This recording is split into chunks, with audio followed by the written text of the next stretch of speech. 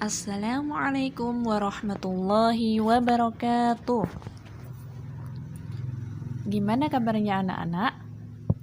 Semoga anak-anak dalam keadaan sehat walafiat. Pada pagi hari ini kita kembali lagi bersama Ustazah Iin. Hari ini kita akan belajar sejarah kebudayaan Islam. Nah, sebelum kita memulai pembelajaran, marilah kita mulai dengan membaca Basmalah. Wahid Isnain Salasa. Bismillahirrahmanirrahim. Semoga dengan bacaan basmalah tadi bisa membawa lancarnya belajar pada pagi hari ini. Pada pagi hari ini kita akan belajar peristiwa kerasulan Nabi Muhammad SAW. Pertama, Nabi bertafakur di Gua Hiro. Saat menjelang usia 40 tahun, Nabi Muhammad sering berkholwat atau mengasingkan diri atau bertafakur di Gua Hiro. Di mana sih Gua Hiro itu? Gua Hiro terletak di Jabal Nur atau Bukit Nur, tidak jauh dari kota Makkah. Untuk apa Nabi menyendiri di Gua Hiro?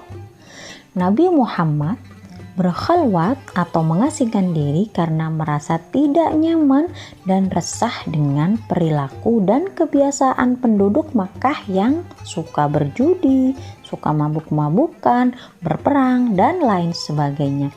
Karena itu Nabi memutuskan untuk mengasingkan diri. Kemudian apa yang terjadi? Pada suatu malam ketika Nabi berkholwat di Gua Hiro, datanglah malaikat Jibril alaihi salam membawa wahyu pertama untuk Nabi Muhammad.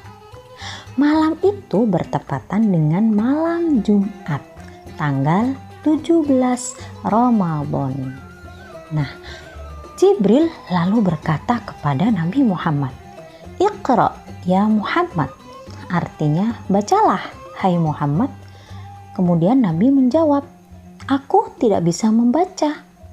Nah, kalian ingat kan, Nabi Muhammad adalah seorang yang ummi, artinya tidak bisa membaca dan tidak bisa menulis. Kemudian Jibril mengulang, meminta kepada Nabi Muhammad sampai 3 kali agar membaca. Lalu kemudian Jibril melafalkan surah Al-Alaq ayat 1 sampai 5. Nah, apakah kalian semuanya sudah hafal surah Al-Alaq? Kalau belum, kita baca yuk bersama-sama. Surah Al-Alaq. Bismillahirrahmanirrahim. Iqra bismi rabbikal ladzi khalaq. Khalaqal insana min 'alaq. Iqra wa rabbukal akram. Alladzi 'allama bil qalam. 'Allamal insana ma lam ya'lam. Nah, itu adalah bunyi surat Al-Alaq ayat 1 sampai 5. Sepertinya kalian sudah hafal semua ya. Artinya bisa kalian baca sendiri ya. Nah, surat Al-Alaq ini adalah wahyu pertama atau ayat pertama yang diterima oleh Nabi Muhammad. Ayat ini sekaligus menjadi tanda bahwa Nabi Muhammad sudah resmi diangkat sebagai Nabi dan Rasul. Nah, lalu apa yang terjadi kemudian? Setelah menerima wahyu pertama itu, Nabi merasa takut dan gemetar. Akhirnya Nabi pulang menemui istrinya, yaitu Khadijah. Kemudian Khadijah berusaha menenangkan Nabi Muhammad dan mengajak beliau untuk menemui seorang ahli kitab yang bernama Warokoh bin Naufal. Setelah bertemu dengan Warokoh, Nabi menceritakan semuanya kepada Waraqah tentang apa yang terjadi di Gua Hiro. Lalu setelah mendengar cerita Nabi, Waraqah berkata kepada Nabi Muhammad, "Demi Tuhan, yang datang kepadamu itu adalah malaikat Jibril yang pernah datang kepada Nabi Musa alaihi salam. Baik-baiklah menjaga diri, tabahkan hatimu Muhammad, dan kelak engkau akan diangkat oleh Tuhan sebagai seorang Rasul. Jangan takut, tetapi bergembiralah menerima wahyu itu."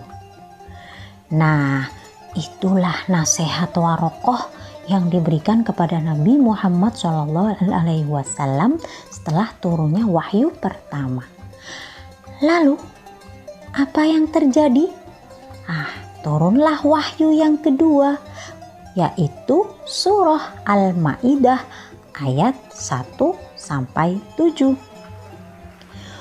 Wahyu kedua tersebut merupakan perintah Allah kepada Nabi untuk mulai menyampaikan wahyu yang diterima Nabi kepada seluruh umat manusia.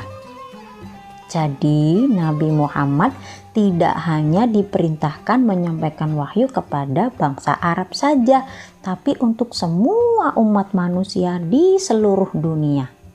Nah, sejak saat itu Nabi memiliki tugas baru, yaitu berdakwah. Kalian tahu dakwah itu apa? Yaitu mengajak umat manusia kepada kebaikan. Apa itu? Yaitu menyembah Allah Subhanahu wa Ta'ala yang merupakan Tuhan bagi seluruh alam. Nah, Nabi mulai berdakwah, dan kalian tahu orang pertama yang mendengar dan menerima dakwah Nabi adalah istri beliau sendiri. Siapa? Khadijah. Ya, Khadijah adalah orang pertama sekaligus wanita pertama yang beriman kepada Allah Subhanahu wa Ta'ala dan Rasulnya. Nah, ternyata Khadijah juga sangat setia mendampingi dan mendukung suaminya, yaitu Nabi Muhammad, berdakwah hingga akhir hayatnya Khadijah. Bahkan seluruh kekayaan Khadijah dipergunakan untuk mendukung Nabi berdakwah menyebarkan ajaran Islam di kota Makkah. Wah, Khadijah orang yang sangat baik dan dermawan ya. Kira-kira setelah Khadijah, siapa yang berikutnya menerima dakwah Nabi dan kemudian masuk Islam? Nah, kalau kalian ingin tahu jawaban dari pertanyaan di atas, kita akan bersama-sama menjawabnya di pertemuan berikutnya, insya Allah. Untuk saat ini, kita cukupkan sampai di sini dulu ya.